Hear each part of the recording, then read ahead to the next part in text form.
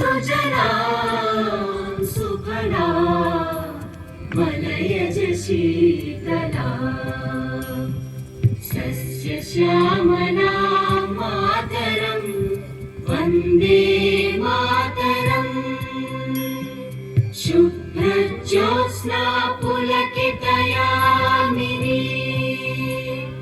पुल्लकुसुमित द्रुमदलशोभिनी सुहासिनी सुमधुरभाषिणी सुखदां वरदां मातरं वन्दे मातरम् वन्दे मातरम्।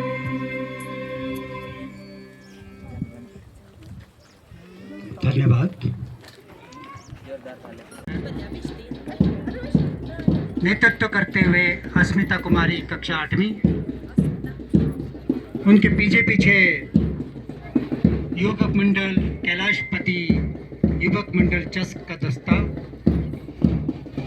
ये नौजवान जो पिछले 5 वर्षों से इस कार्यक्रम को बहुत शानदार और भव्य तरीके से आयोजन करने में योगदान दे रहे हैं, उनका नेतृत्व करते हुए मिस्टर सुरेंद्र।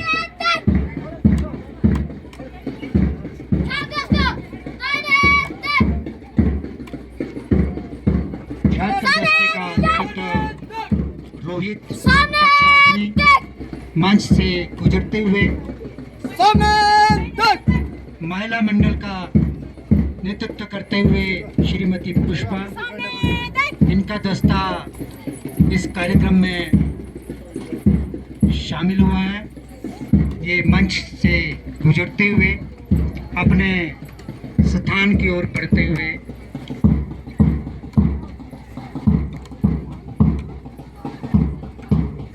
मैं आप सभी से अनुरोध करना चाहूँगा, कृपया अपना अपना स्थान ग्रहण करें। बहुत बहुत धन्यवाद आप सभी का।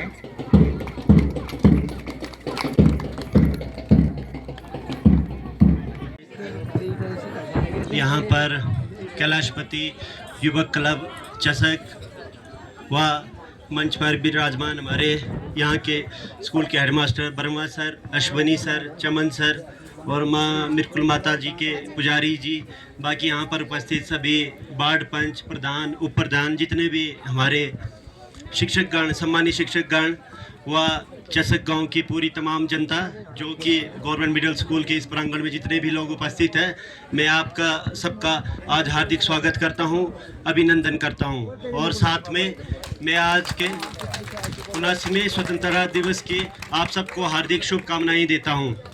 जैसे कि आपको पता है, आज का दिन हर एक भारतीय के लिए एक गौरव का दिन होता है और आज हम जितने भी हमारे वीर जवानों की जितनी भी आहुतियाँ होती है, बलिदानों को याद किया जाता है। तो ये दिन हमारे लिए बहुत ही खास दिन है, जैसे कि आपको सबको चमन सर ने बहुत अच्छी तरह से बता दिया है। और जैसे कि पांगी एक दुर्गम क्षेत्र है और दुर्गम क्षेत्र में भी चसक एक बहुत दूर दराज का क्षेत्र आता है। मेरे को आज के दिन 3-4 जगह और से निमंत्रण था, परंतु मैंने जो हमारे कैलाशपति युवक मंडल चसक का जो भी निमंत्रण मुझे था, मैंने वो स्वीकार किया, क्योंकि ये एक बहुत ही दूर दराज का इलाका है और चसक के जितने भी लोग हैं उनके प्रति मुझे एक बहुत ही हमेशा एक सहानुभूति रहती है मेरे दिल में, क्योंकि मुझे पता है यहाँ के लोग किन किन कठिनाइयों से जूझते हैं। मुझे भी नहीं था पता, अभी मैंने जैसे ही पांगी में ज्वाइन किया मुझे लगा चसक भी है हमारे गांव की तरह, एक भूटान जैसे हमारा गांव है, किलाड़ से 10 किलोमीटर की दूरी पे पड़ता है। मुझे लगा कि एक ऐसे सीधा साधारण गांव होगा। तो मैं जैसे पिछले साल जब मैंने यहाँ इस गांव में एक रात बिताई, गांव मूर्छ में चसक भटोरी गया, तो मुझे खुद यहाँ की परिस्थितियों से मैं बहुत वाकिफ हुआ। तो जैसे जिस दिन मैं अगले दिन अपने घर पहुंचा, रात को मैं 2-3 बजे पहुंचा, तो मैंने रात के 2-3 बजे ही जो यहाँ के सम्मानीय विधायक है डॉक्टर जनक राज जी को फ़ोन किया मैंने, रात को 2 बजे ही। तो सर ने मेरा फ़ोन उठाया, सर ने बोला कि हाँ तूने फ़ोन किया नहीं, रात को क्या चाहिए बोल। तो मैंने सीधे सर को बोला था कि मुझे कुछ नहीं चाहिए, मैं आज चसक गाँव गया था तो मैंने उनको रियलिटी से वाकिफ़ करवाया कि वहाँ के लोग किन किन कठिनाइयों से जूझते हैं। तो सर एक बार आप जब भी पांगी आएंगे तो वहाँ जरूर जाना, चसक भटोरी जरूर जाना, एक रात बिता के आओ। वहाँ के लोग किन किन कठिनाइयों से जूझते हैं, क्योंकि यहाँ की भौगोलिक स्थिति, स्वास्थ्य सुविधाएं, हर चीज़ मुझे खुद उस दिन बहुत फील हुआ। उस रात को मैंने तभी सर को फ़ोन किया, तो सर ने मुझे बोला कि मैं ज़रूर जाऊंगा यहाँ पे, और सर से फिर मेरी बात भी हुई थी।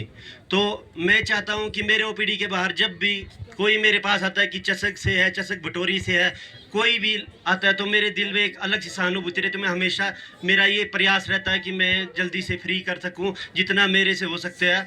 जब भी कोई रात को जैसे फ़ोन करता है मुझे कि चसक, तो मेरा हमेशा ये रहता है, मैं खुद अटेंड करता हूँ चसक के पेशेंट जितने भी होते हैं, क्योंकि एक तो बड़ी दूर से आए होते हैं।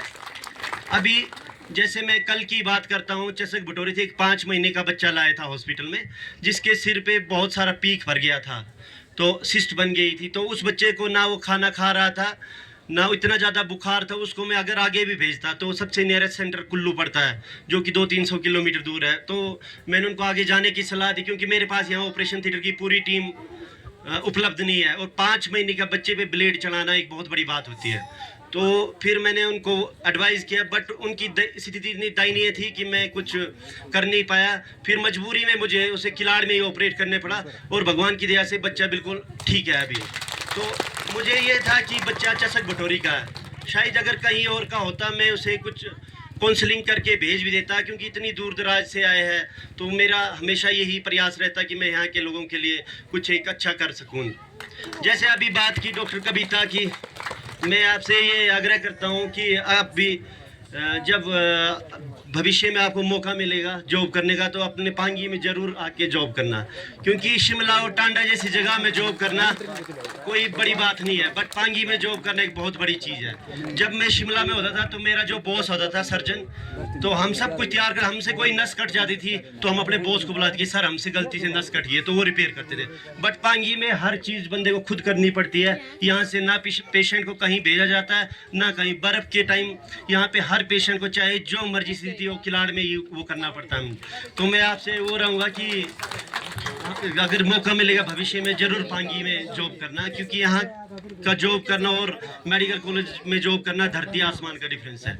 जो चंबा, कुल्लू, आईएमसी, शिमला या टांडा में जॉब करता है वो बिल्कुल निडर होकर जॉब करता है, निडर होकर ऑपरेट करता है। बट हमें यहाँ ऑपरेट करने के लिए मतलब इतनी सुविधाओं का अभाव होने के कारण भी बहुत। और एक जैसे सर ने बताया कि यहाँ के लड़की है, तो एक बड़े गांव के मतलब गांव के लिए बहुत गर्व की बात होती है कि वहाँ के लिए एक डॉक्टर होते हैं। जैसे मैं अपने गांव से उड़ान से हूँ, तो मेरे गांव के लोगों को इतना रहता है कि मैं एक दिन घर जाता हूँ, अगर सैटरडे को भी घर जाऊँ तो संडे को मेरे घर में लोगों का इतना तांता लगता है कि मतलब वो सीधे मेरे को पकड़ के कराते हैं, हर चीज़ कराते हैं, क्योंकि उन्हें पता ही है हमारे गाँव से है।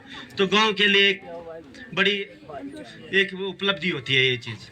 और अंत में मैं यहाँ का जो कैलाशपति युवक मंडल चसक और चसक की तमाम जनता का हृदय की गहराइयों से आभार व्यक्त करता हूँ, जो आपने मुझे, जो आपका ये आदर, सम्मान, सत्कार, इसके लिए मैं सदैव रेडी रहूँगा। जय हिंद, जय भारत।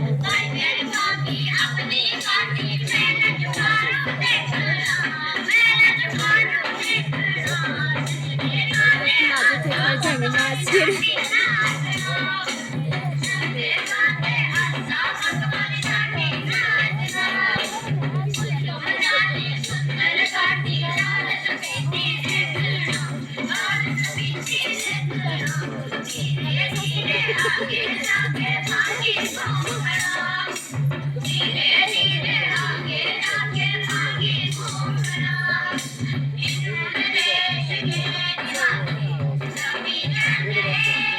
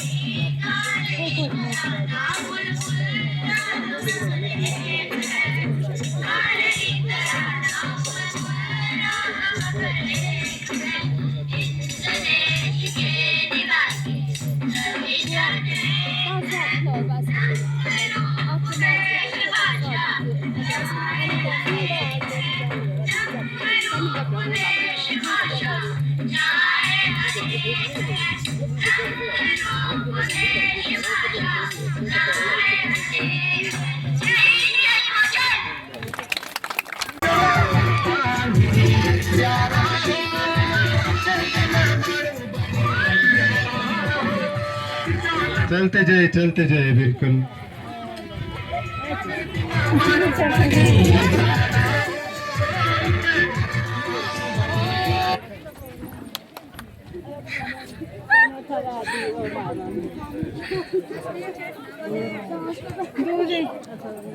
రేపు అన్నిటికీ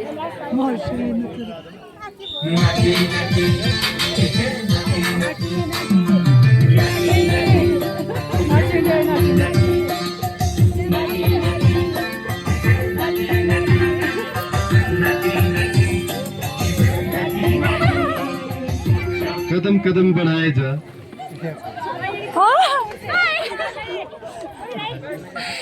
कदम कदम बढ़ाए जा।